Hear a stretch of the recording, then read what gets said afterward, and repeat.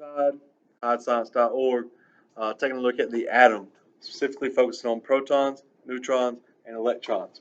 So we're going to look over here to start with. Got like kind of a general terrible picture of an atom, but you get the basics of what we got. Inside here, we got the middle where, almost in every bit of the mass is located. This is the nucleus. 99.9999% of the mass is in the nucleus. Outside the nucleus in this area, right, this is where the electrons are. It's called the electron cloud. So let's look at what is found in these areas. Inside of this spot, inside of the nucleus, we have positive charged subatomic particles. These are called protons. We also have neutrally charged, which means they have no charge, subatomic particles. These are called neutrons. So protons, neutrons in the nucleus. Outside the nucleus, here, and here, we have electrons. Electrons are negatively charged subatomic particles.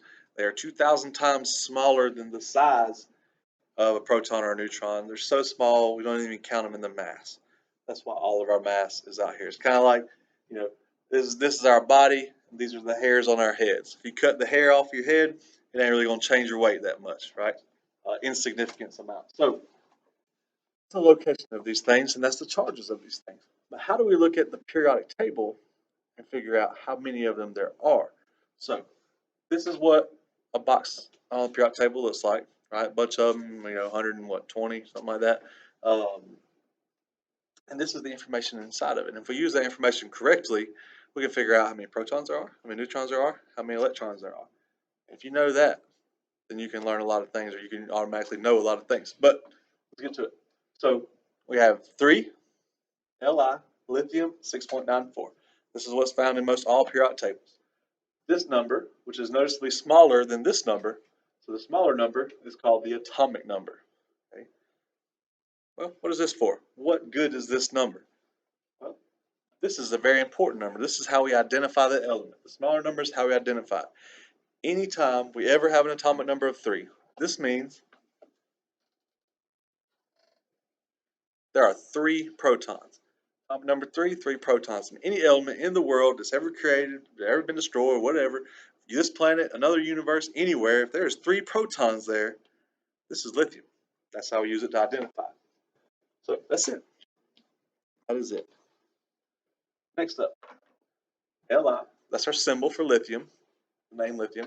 We have this other number, 6.94. All right, what we're going to do with this number is we're going to round it. So we're going to change this. So this is 94/100ths. So that's almost 100. We're going to round this up to 7. So we're going to say our mass is 7.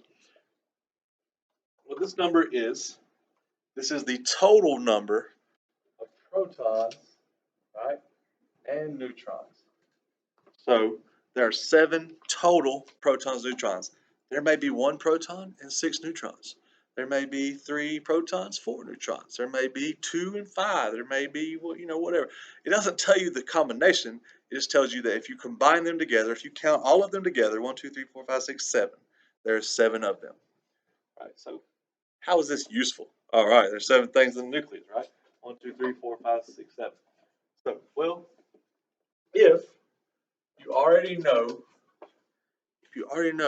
how many protons there are, and you do, this number tells you how many protons there are, right? We know there's 3 protons in the nucleus because it tells us right there, right?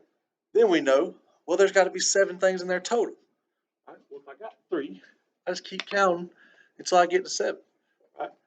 4, 5, 6, 7. I had to add 4 neutrons to get to 7. So that means if there is 3 protons, then I must have 4 neutrons in order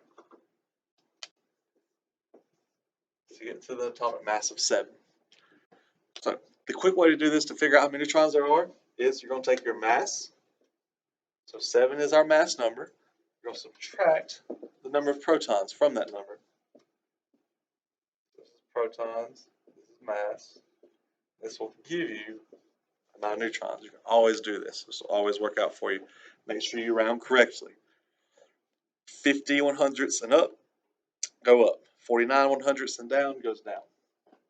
So We found our protons, we got 3. We found our neutrons, we got 4. What about electrons? Well, protons are positive. Right? We need to balance this charge out. And you balance positive charges out with negative charges. So for now, this is going to change next semester, but every atom we have right now is going to be balanced. It's going to be electrically neutral. So we need equal amounts of positives and negatives. So if there are 3 positives, there's also going to be 3 negatives. All right, so we will also have, whatever color I use. So we're going to have 1, 2, 3 electrons that are negative, right?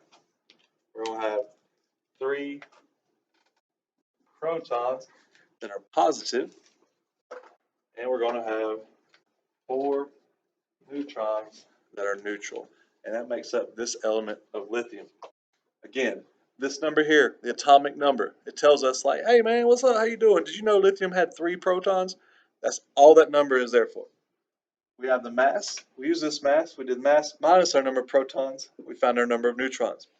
And then we know, right, if we have a balanced neutral atom, we have 3 positives. We must also have 3 negatives.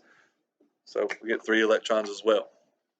That's it for this episode. We've got a couple more coming at you about the atom, isotopes, periodic tables. Check them out, iScience.org. See y'all later.